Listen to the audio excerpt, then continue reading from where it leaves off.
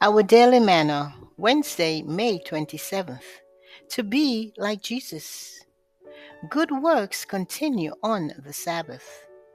John 5, verses 16 and 17 reads, For this reason the Jews persecuted Jesus and sought to kill him, because he had done these things on the Sabbath. But Jesus answered them, My Father has been working until now, and I have been working. At Jerusalem, where the Savior now was, many of the learned rabbis lived. Here their false idea about the Sabbath were taught to the people.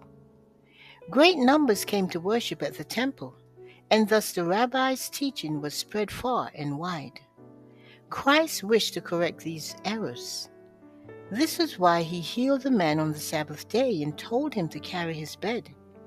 He knew that this act would attract the attention of the rabbis, and thus would give him an opportunity to instruct them. So it proved.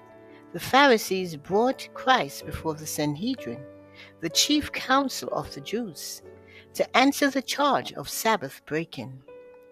The Savior declared that his action was in harmony with the Sabbath law.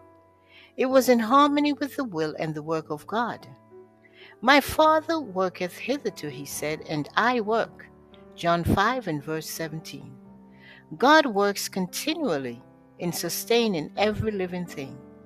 Was his work to cease upon the Sabbath day? Should God forbid the sun to fulfill its office on the Sabbath? Should he cut off its rays from warming the earth and nourishing vegetation? Should the brooks stay from watering the fields, and the waves of the sea still their ebbing and flowing?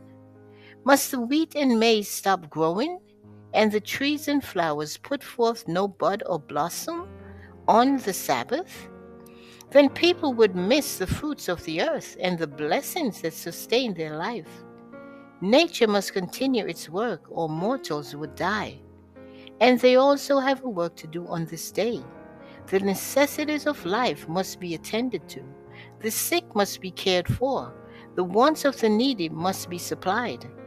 God does not desire his creatures to suffer an hour's pain that may be relieved on the Sabbath or any other day. Heaven's work never ceases, and we should never rest from doing good. Our own work the law forbids us to do on the rest day of the Lord. The toil for a livelihood must cease. No labor for worldly pleasure or profit is lawful upon that day. But the Sabbath is not to be spent in useless inactivity. As God ceased from his labor of creating and rested upon the Sabbath, so we are to rest.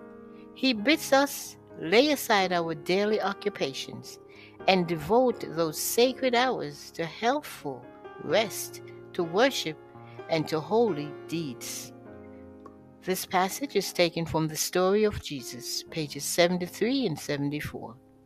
Blessings, Maranatha. Jesus is coming soon.